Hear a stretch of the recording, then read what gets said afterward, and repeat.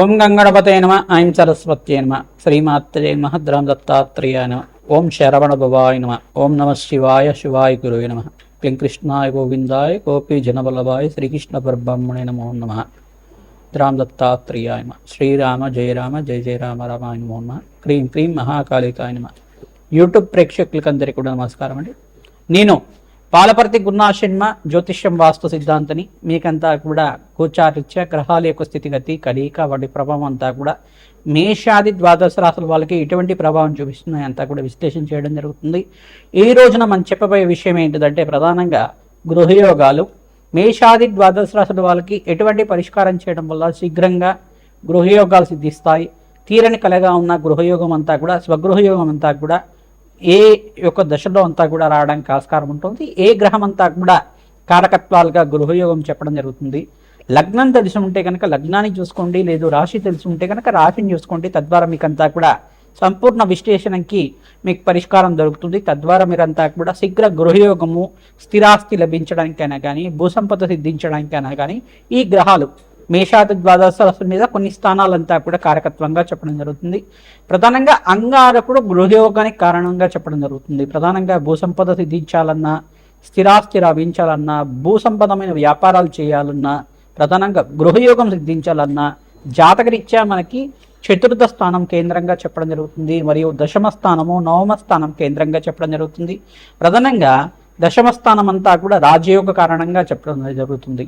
నవమ స్థానం అంతా కూడా పితృస్థానము పూర్వ పుణ్యస్థానం అని చెప్తుంది. ప్రధానంగా పూర్వీకుల నుంచి వచ్చిన స్థిరాస్తి కానీ పూర్వీకుల నుంచి తరతరాలకు వచ్చిన గృహయోగం కానీ అది ఇవన్నీ కూడా మీకు సంక్రమించడం కానీ జరుగుతూ ఉంటుంది. తద్వారా మీకు ఈ యొక్క గృహయోగానికి అంతా కూడా స్థిరాస్తి లభించడం కానీ స్వగృహం కొనుక్కోవడం కానీ అమ్మడం కానీ చేయడం కానీ ఈ యొక్క గ్రహకారకత్వాల మీకంతా కూడా ఈ యొక్క స్థిరాస్తి లభిస్తుంది మరియు గృహయోగం లభిస్తుంది అంతా కూడా సంపూర్ణంగా విశ్లేషణ చేసి మీకు పరిష్కారం చెప్పడం జరుగుతుంది.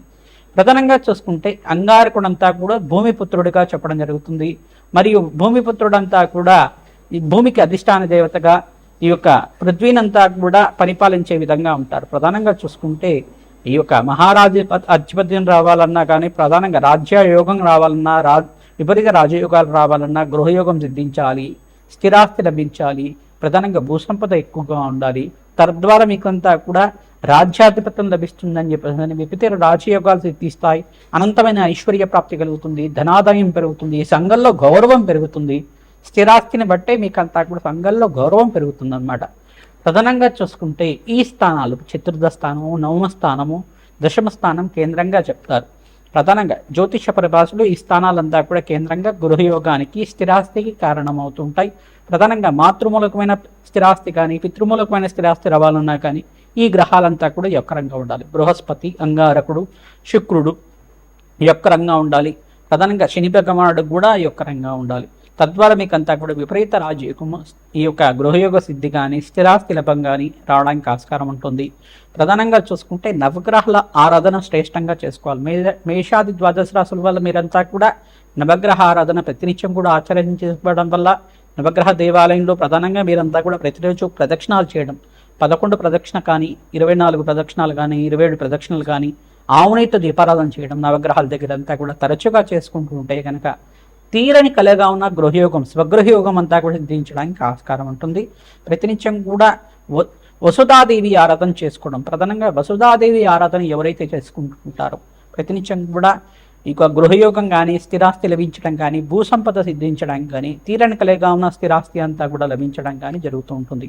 వసుధాదేవి ఆరాధన, వసుధా లక్ష్మి ఆరాధన అంటారు. దీనంతా కూడా ఈ యొక్క భూమాత ఆరాధన చేసుకోవడం వల్ల శ్రేష్టమైన ఫలితాలు పొందడానికి ఆస్కారం ఉంటుంది. భూవరాహస్వామి ఆరాధన చేసుకోవడం వల్ల అసలు భూవరాహస్వామి ఆరాధన ఏ రకంగా ఆచరించాలి? ఓం నమో భగవతే ధరణి ఉద్ధరణాయ భూవరాహాయ నమో నమః అనే నామంతో ప్రతినిత్యం కూడా ఈ నామాన్ని ప్రతినిత్యం కూడా జపాన్ని ఆచరించడం వల్ల శ్రేష్టమైన ఫలితాలు పొందుతారు. మీకు స్వగృహం లభించాలన్నా స్వగృహం లభిస్తుంది, భూసంపద సిద్ధించాలన్నా భూసంపద లభిస్తుంది, అనంతమైన ఐశ్వర్య ప్రాప్తి కావాలన్నా ఐశ్వర్య ప్రాప్తి అంతా కూడా లభిస్తుంది. ప్రధానంగా ధార్మికమైన అర్చన, ప్రధానంగా ధర్మ అర్చన చేయడానికి ఆస్కారం ఉంటుంది. భూవరాహస్వామి ఆరాధన చేయడం వల్ల శీఘ్రంగా కోరిన కోరికలంతా కూడా ధర్మపదమైన కోరికలన్నీ కూడా తీరడానికి ఆస్కారం ఉంటుంది. భూవరాహస్వామి చరిత్రలో భాగంగా చూసుకుంటే ప్రధానంగా భూమినంతా కూడా ఉద్ధరించారని చెప్పేసి ప్రధానంగా సముద్రం నుంచి అంతా కూడా భూమాతనంతా కూడా ఈ యొక్క రాక్షస సంహారం చేసి ప్రధానంగా మీకంతా కూడా హిరణ్యాక్షుడు హిరణ్యకశుడు కథ అంతా కూడా తెలిసే ఉంటుంది. ప్రధానంగా ఈ యొక్క హిరణ్యాక్షుడు యొక్క ప్రధానంగా చూసుకుంటే ప్రహ్లాద వాళ్ళ పెద్దనాన్న అంతా కూడా చూసుకుంటే ఈ యొక్క రాక్షసుడంతా కూడా భూమినంతా కూడా సాగరంలో అంతా కూడా ఈ యొక్క ఒడ్డున అంతా కూడా దాచిపెట్టి ఉండడం వల్ల భూమి అంతా కూడా విలపిస్తూ ఉంటుందట. ఆ భూమాత దుఃఖాన్నంతా కూడా తీర్చడానికి సాక్షాత్ మహావిష్ణువు అంతా కూడా ఈ యొక్క బ్రహ్మ యొక్క నాసికం నుంచి అంతా కూడా అవతారంగా వచ్చారని చెప్పేసి మనకి ఇతిహాసంగా చెప్పడం జరుగుతుంది. నరసింహస్వామి అవతారం కన్నా ముందుగా వచ్చిన అవతారం అంతా కూడా చెప్పడం జరుగుతుంది. ఈ యొక్క యజ్ఞవరాహంగా చెప్పడం జరుగుతుంది, మరియు భూవరాహంగా చెప్పడం జరుగుతుంది. ప్రధానంగా ఈ యొక్క యుగంలో అంతా కూడా చూసుకుంటే ఈ యొక్క భూవరాహస్వామి ఆరాధన చేయడం వల్ల ఎవరైతే భూవరాహస్వామి ఆరాధన ఈ యొక్క కల్పాన్నంతా కూడా ఈ యొక్క ఇతిహాసాన్నంతా కూడా మననం చేసుకుంటూ ఉంటారు. భూవరాహస్వామి భూమాని అంతా కూడా ఉద్ధరించారు, రాక్షస సంహారం చేశారు. తద్వారా భూమినంతా కూడా ఉద్ధరించి ప్రాణకోటినంతా కూడా రక్షించారు. మహావిష్ణువు ఆరాధనలో భాగంగా ఈ యొక్క చరిత్రనంతా కూడా ప్రతినిత్యం కూడా మననం చేసుకోవడం. ఓం నమో భగవతే ధరణి ఉద్ధరణాయ భూవరాహాయ నమో నమః నామాన్ని ప్రతినిత్యం కూడా జపాన్ని ఆచరించుకోవడం వల్ల శీఘ్రంగా గృహయోగం సిద్ధించడానికి కానీ, కార్యసిద్ధి కలగడానికి కానీ, తీరని కోరికగా ఉన్న స్థిరాస్తి లభించడం కానీ, భూసంపద సిద్ధించడం కానీ జరుగుతూ ఉంటుంది. ప్రతినిత్యం కూడా ఈ యొక్క భూవరాహస్వామి ఆరాధన చేసుకోవడం వల్ల ప్రధానంగా ఈ ఆరాధన అంతా కూడా ఎవరైతే చేస్తూ ఉంటారో భూమి లేని వాళ్ళకి భూసంపద సిద్ధిస్తుంది, ధనం లేని వారికి ధనయాదాయం పెరగడానికి ఆస్కారం ఉంటుంది. మహాలక్ష్మీదేవి ఆరాధన చేసుకున్నా కానీ తీరని కలిగిగా ఉన్న స్థిరాస్తి లభించడం కానీ జరుగుతూ ఉంటుంది. ప్రధానంగా మహాలక్ష్మీదేవి ఆరాధన ఈ యొక్క పుష్పాలతో ఆరాధన చేసుకుంటూ ఉండాలి.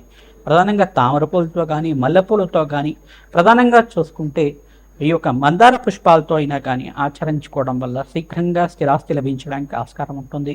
ప్రధానంగా ఆవునితో దీపారాధన చేసి బెల్లం పరవాణాన్ని నివేదన చేయడం వల్ల శీఘ్రంగా మీకంతా కూడా స్థిరాస్తి లభించడానికి కానీ, గృహయోగం సిద్ధించడానికి కానీ ఆస్కారం ఉంటుంది. ఈ యొక్క పూర్వీకుల నుంచి వచ్చే స్థిరాస్తి లభించడం కానీ ఆస్కారం ఉంటుంది. ప్రధానంగా మేషాది ద్వాదశ రాశుల వాళ్ళు మేము చెప్పే పరిష్కారం అంతా కూడా సంపూర్ణంగా ఆచరించండి. తద్వారా మీకంతా కూడా ఈ యొక్క గృహయోగము స్థిరాస్తి అంతా కూడా లభించడానికి ఆస్కారం ఉంటుంది. ఈ వీడియో అంతా కూడా చూడండి, లైక్ చేయండి, సబ్స్క్రైబ్ చేయండి. తద్వారా మీకు మంచి పరిష్కారం దొరుకుతుంది. మీలాంటి వాళ్ళకి అందరికి కూడా మీ మిత్రులు కానీ, స్నేహితులు కానీ, బంధువులకు కానీ అందరికి కూడా చేరవేస్తే కనుక వాళ్ళకు కూడా మంచి ఫలితాలు పొందడానికి ఆస్కారం ఉంటుంది. మాకంతా కూడా సహకారం అందించడం వల్ల మీకంతా కూడా అష్టైశ్వర్య ప్రాప్తి కలుగుతుంది. జగన్మాత అనుగ్రహం వల్ల మీ కోరికలంతా కూడా ధర్మపదమైన కోరికలంతా కూడా తీరాలని చెప్పి అష్టైశ్వర్య ప్రాప్తి కలగాలి, స్వగృహం సిద్ధించాలని చెప్పి ఆశీర్వాదం చేస్తున్నాం. శ్రీమాత్రే నమః. కర్కాటక రాశి జాతకులకి జాతకరీత్యా మీకు జాతకం తెలిసి ఉంటే కనుక జాతకాన్ని చూసుకోండి. ప్రధానంగా లగ్నవశాత్తు చూసుకోండి.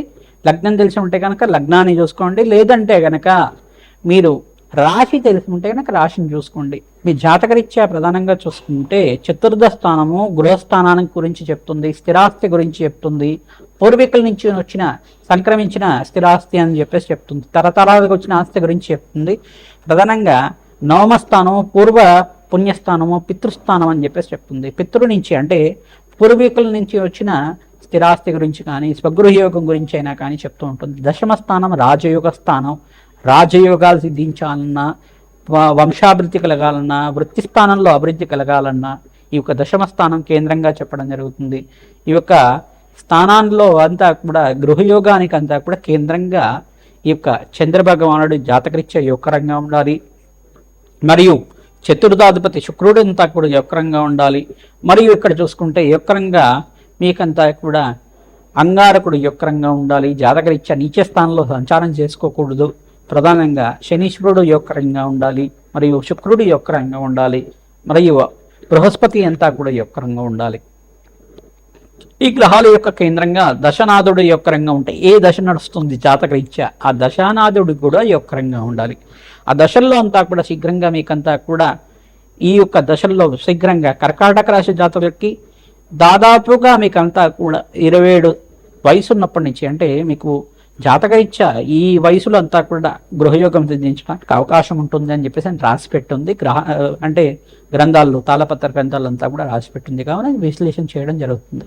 ప్రధానంగా 27 వయసు నుంచి ప్రధానంగా మీకంతా కూడా 27 నుంచి దాదాపుగా 42 లోపు స్థిరాస్తి లభించడానికి అవకాశం ఉంటుంది. వాళ్ళ జాతకరీత్యా ఉన్న స్థితిగతి వాటి ప్రభావం బట్టి కూడా ఆధారంగా ఉంటుందని చెప్పేసి రాసి పెట్టుందన్నమాట.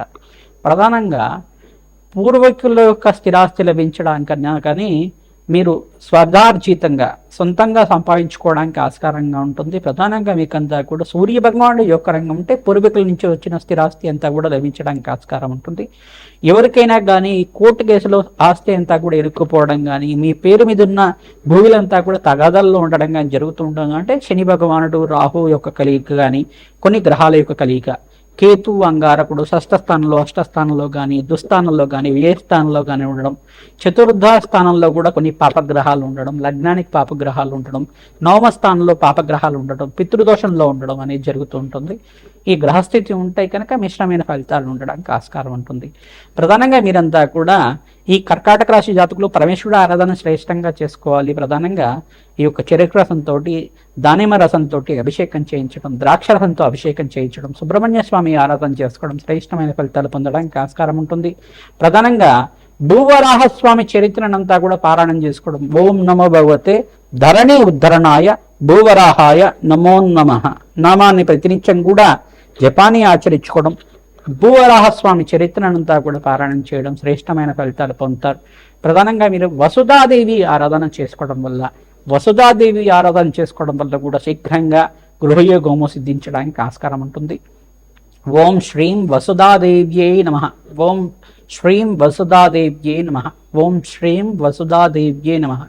ఓం శ్రీం వసుధాదేవ్యై నమో నమః నామాన్ని ప్రతినిత్యం కూడా జపాన్ని ఆచరించుకోవడం వల్ల శీఘ్రంగా స్వగృహయోగ లాభం సిద్ధించడానికి ఆస్కారం ఉంటుంది. మీకంతా కూడా స్థిరాస్తి లభించడానికి ఆస్కారం ఉంటుంది. ప్రధానంగా అంగారకుడికి కందిపప్పు దానం చేసుకోవాలి. బృహస్పతికి అంతా కూడా శనగలు దానం చేసుకోవడం, శుక్ర భగవానుడికి అంతా కూడా బొబ్బర్లు దానం చేసుకోవడం, బుధ భగవానుడికి అంతా కూడా పెసరలు దానం చేసుకోవడం. ప్రధానంగా ఈ గ్రహస్థితి అంతా కూడా జొక్కరంగా ఉండాలి. సూర్య భగవానుడికి అంతా కూడా ఈ యొక్క గోధుమలు దానం చేసుకోవడం వల్ల శీఘ్రంగా స్వగృహయోగ ప్రాప్తి కలుగుతుంది. ధనాదాయం పెరగడానికి ఆస్కారం ఉంటుంది. ఆనందమైన జీవితం జీవించడానికి ఆస్కారం ఉంటుంది. అప్పుల బాధల నుంచి బయటపడి మీకంతా కూడా అఖండమైన ఐశ్వర్య ప్రాప్తి లభించడానికి ఆస్కారం ఉంటుంది. మహాలక్ష్మీదేవి ఆరాధనలో భాగంగా మీరంతా కూడా శ్రీ సూక్త విధానంగా లక్ష్మీ కుబేర శాంతి హోమాది కార్యక్రమాలు విశేషమైన ద్రవ్యాలతోటి ఆచరిస్తూ ఉండాలి. తద్వారా మీకంతా కూడా మూలమంత్ర సహితంగా సంపుటితంగా కమిలాత్మక దేవి మూలమంత్ర సహితంగా యజ్ఞాలు హోమాలు ఆచరించుకోవడం వల్ల మీకంతా కూడా అష్టేష్ ప్రాప్తి కలుగుతుంది. సంఘంలో గౌరవం పెరుగుతుంది. స్థిరాస్తి లభించడానికి ఆస్కారం ఉంటుంది. తద్వారా మీకంతా కూడా తీరని కలయిక ఉన్న గృహయోగము స్వగృహయోగం అంతా కూడా సిద్ధించడానికి ఆస్కారం ఉంటుంది. శ్రీమాత్రే నమః. రామ్ దత్తాత్రేయ.